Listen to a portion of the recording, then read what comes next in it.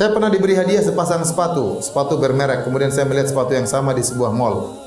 Saya melihat bahwa sepatu saya ternyata terbuat dari kulit babi.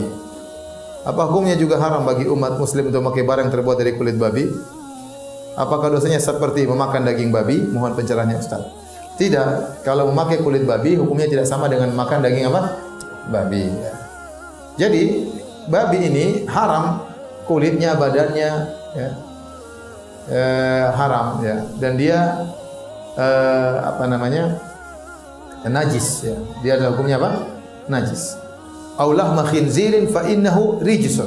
Kata Allah, atau daging babi karena itu adalah najis. Jadi dia secara seluruh tubuhnya adalah najis. Nah, ada sesuatu yang najis karena ada sebab. Jika sebabnya dihilangkan, maka jadi tidak najis. Contoh, saya ulangi, ada sesuatu yang asalnya tidak najis, namun menjadi najis karena ada suatu sebab. Kalau sebabnya hilang, jadi tidak najis kembali.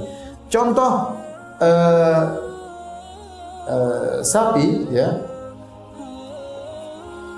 atau bangkai sapi itu hukumnya najis. Bangkai sapi, bangkai kambing, bangkai ayam itu semuanya hukumnya najis. Ya. Kenapa? Di antara sebabnya kata para ulama karena darahnya terhalangi sehingga dia mati dalam kondisi darah masih ada dalam tubuhnya. Dan di antara yang najis adalah audama masfuhan atau darah yang mengalir. Nggak boleh kita kemudian ngumpulin darah kemudian kita rebus, kita goreng. Ini sering jadi makanan saya dulu waktu masih kecil pernah makan ini. Dan saya ingat rasanya enak, ya. Apa namanya itu? Apa? Didi. Dendeng. Apa namanya? Marus, itu bahasa Betawi kali. Bahasa Jawa apa? Saya lupa makan. Jedeh, iya, jedeh itu. Jadi saya pernah makan karena orang nggak tahu hukumnya apa. Itu dama masfuhan, darah yang mengalir. Dan dia hukumnya bangkai, najis, meskipun sudah digoreng, kita pegang najis, harus cuci tangan. Hukumnya najis. Sehingga kenapa najis? Ya itu Allah yang kasih najis, mau diapain? Allah bilang najis, nanti mau apa? Nah, kalau darah tersebut terperangkap dalam tubuh hewan, dia meninggal tidak disembelih, jadi bangkai. Maka bangkai tersebut menjadi apa? Najis. Nah, kata para ulama, kata Nabi SAW, kecuali kalau disamak. Jadi asalnya sapi itu tidak najis, artinya sapi tidak najis. Tapi karena dia dalamnya ada darah menjadikan dia najis, maka sapi tersebut menjadi najis. Nah, tapi kalau kulitnya disamak, dihilangkan seluruh yang berkaitan dengan minyak-minyak dan cairan sehingga menjadi sangat kering, maka menjadi tidak najis. Ya. Waktu Nabi melihat sebagian orang membawa bangkai kambing, Nabi mengatakan kenapa tidak disamak? Ya. Kalau sudah disamak maka faqat tahur.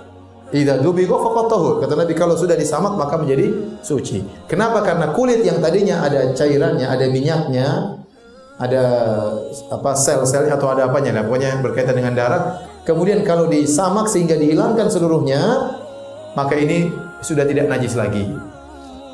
Dan ini tidak berlaku pada babi karena babi kulitnya sendiri itu apa? Najis, tidak bisa disamak. Sama kita menyamak kulit anjing nggak bermanfaat, tidak bisa. Nah sekarang kulit babi disamak, dijemur, dijadikan sepatu, tetap saja tidak boleh, tidak boleh. Hanya saja para ulama khilaf tentang bulu babi. Karena bulu babi tersebut dia tidak ada sel kehidupan di situ. Artinya kalau contoh seperti kambing. Kambing itu kalau masih hidup, semua yang terpotong dari hewan yang hidup jadi bangkai. Contoh ada kambing lewat kemudian antum pukul, kakinya lepas, putus. Kaki ini tidak boleh dimakan karena kaki ini adalah lepasan dari hewan yang masih hidup. Paham? Tidak boleh antum ambil, mumpung dapat kaki kambing ente masak, tidak boleh. Itu bangkai. Tetapi kalau antum dapat kambing, antum cukur bulunya, dia menangis nggak waktu dicukur bulunya? Enggak, karena tidak ada rasa sakit yang dia rasakan. Maka bulu kambing itu meskipun diambil dari kambing yang masih hidup, dia tidak bangkai. Paham? Beda dengan tangan. Kalau tangan antum potong, lepas jadi apa? Bangkai. Karena ada sel kehidupan di situ. Adapun bulu kambing kalau antum potong jadikan wol, dan memang sering dipotong, tumbuh lagi, potong lagi, itu tidak najis karena tidak ada kehidupan di situ setelah dipotong, sehingga tidak merasa sakit sama sekali. Ya. Nah, demikian juga babi. Babi bulunya ada khilaf. Bulunya ini kan kalau dipotong tidak apa-apa, dijadikan kuas, jadikan apa, ini jadi masalah khilaf. Dan banyak buat kue itu ternyata dibuat dari apa? Bulu babi, karena lebih lembut, lebih apa, lebih macam-macam. Mending enggak usah lah. Kalau itu tahu kuas babi enggak. buat ngecat tembok aja. Kalau buat makanan, aduh bahaya ya.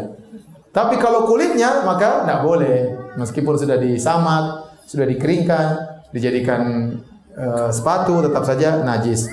Maka ibu ini yang tadi punya sepatu terbuat dari kulit babi, ya mending dibuang.